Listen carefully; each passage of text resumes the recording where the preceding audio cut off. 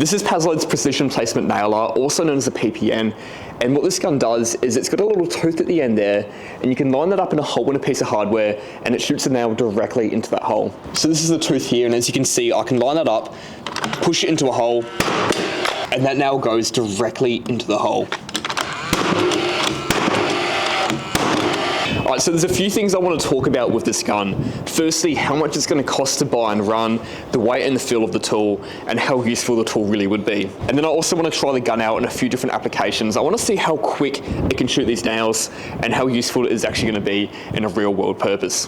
Now for starters, this is a gun I hadn't heard about a few years ago, and I'm starting to see it pop up on a fair few work sites. And people aren't using these guns to shoot off straps like I just showed you, but more so for shooting off joist hangers and triple grips. For most of my apprenticeship, the way I was told to shoot these off, and the way I know a lot of people do, is with a coil gun, and you're just going to be penetrating new holes through the steel. And there's actually a couple issues with doing that. Firstly, these are the nails that get shot in the coil gun compared to the nails that we shoot out of the PPN, and we can straight away see the size difference in them. The coil gun shoots nails which are 2.5 millimeters thick, opposed to the PPN, which shoots nails that are 3.15 millimeters thick. Now this joist hanger in particular is from Prada, and they do state that you need these nails at 3.15 to go through the holes. So you might be thinking that I've done them wrong for my entire apprenticeship if I have been using the coil gun, but every inspector I've spoken to says that these coil nails are fine, the 2.5s are fine. All you need to do is 20% more nails, and when you shoot these, you actually have to aim to miss the holes and penetrate through the steel. Reason for that is that these nails are actually too small to go in those holes. So if it went into that hole, you can see there's a bit of movement and it's not actually a secure connection. If you pierce through the steel at least 5 millimeters away from that hole, that's actually going to penetrate through and make a really strong connection as long as you have enough nails. So I've always been told that it's definitely quicker to use a coil gun, and most people I work for would prefer to use a coil gun. Obviously you want to save money and save time. The industry is starting to crack down and prefer people hand nailing these nails through the hole, or an alternative is use the PPN, which shoots these 3.15mm nails directly into the holes. So it does look like the industry is moving in a direction where you can't use coil guns to shoot off your hangers. And the next question is it going to be a better financial option to buy and maintain a PPN, or just to go through and hand nail them? Now for starters, this gun isn't cheap. It costs $1,179 AUD to buy this gun, and that only comes with one battery as well. So keep in mind, if you don't have another Paslode tool, if that battery dies, this tool is out of action. Honestly, I do not think that's going to be a problem. I really doubt that someone's going to be buying this as a first Paslode gun. If you're going to be using a PPN, odds are that you are going to be using a Paslode framer to shoot your joist in first, or shoot whatever timber you're working with in first before you need to put the hardware on. The other issue is buying the nails and also the gas to keep maintaining the gun.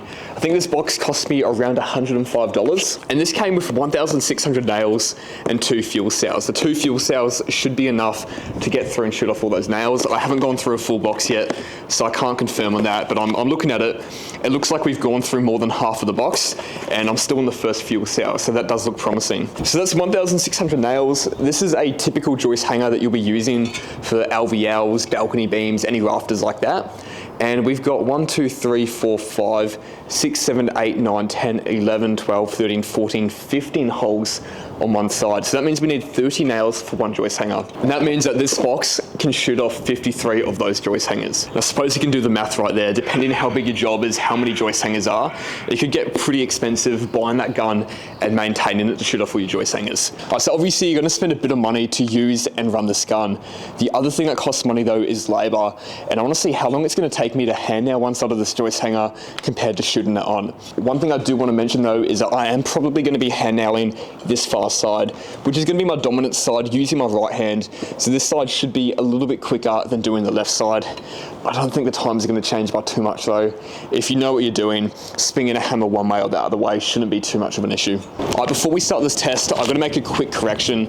Earlier I said that these call for 3.15mm nails, the nails shot from PPN. I was wrong, they actually call for 2.8mm thick nails, which is what I have here. So the coil nails we were looking at before are only 0.3mm smaller than what they actually need to be. So it's not that drastic of a difference. I should have double checked that before I spoke about it. But that does mean though, using the PPN, we are actually over-engineering this joist hanger. Alright, so for the first test here, I will be using the hammer, and I'm going to be crouched down below it, which is how you normally would be when you're reaching up to nail off these hangers.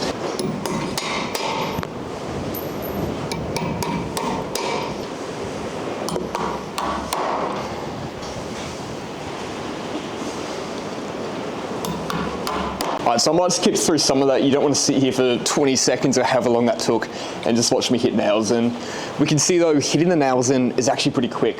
What takes the longest is actually pulling the nail out.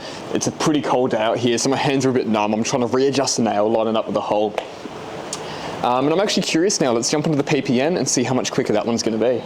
Well, actually, one last thing I do want to mention is that if we have a look at the hanger, I didn't actually nail every single hole. And if we look on the other side, we can see the holes have two different diameters. The smaller ones are for the nails and the larger ones are if we opt to use screws instead of nails. I suppose that's a whole nother conversation we can have if screws are actually a superior option. I've never ever used these as screws though, unless we have heavy engineered joist hangers, which come with some bigger joist hangers and also bigger screws to go into them. These ones, I've only ever nailed them. I've only ever been supplied nails to use for them and only ever seen people use nails for them.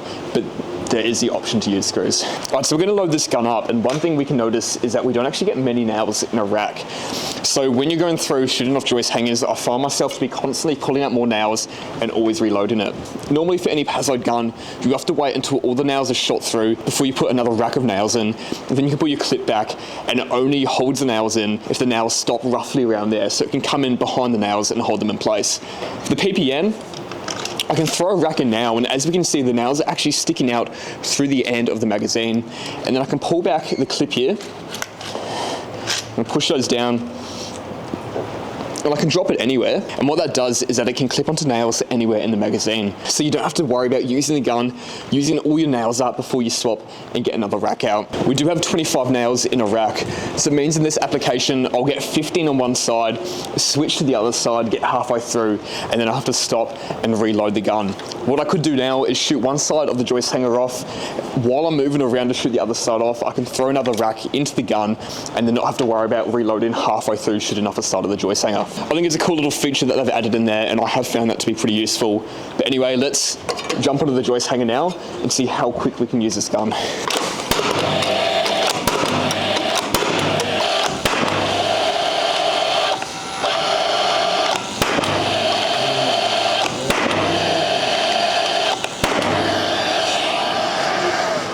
Honestly, not as quick as what I would have liked. The reason for that is it's going to be something you can't even see in the camera, but every single one of these nails in the joist hanger have a very small lip sticking up around it.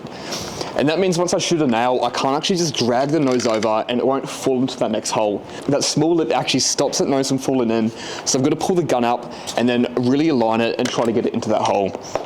So you need a little bit of precision and accuracy to use the gun and get it into the hole. I think it's something that you're just going to get quicker and better at the more you use it. I haven't had a lot of experience with the gun, so you can see I'm there using the gun, pulling it back, and I'm not very quick at trying to line that up and get it in the hole. The PPN is quicker. The other thing we've got to think about too is if you're going to be swinging a hammer all day, trying to nail all of these off, even if you are using a lightweight titanium hammer, your arm is going to be killing you by the end of the day. So it's also going to mean less wear on your body if you do use a PPN. I did also mention I want to speak about the weight and the build of this tool.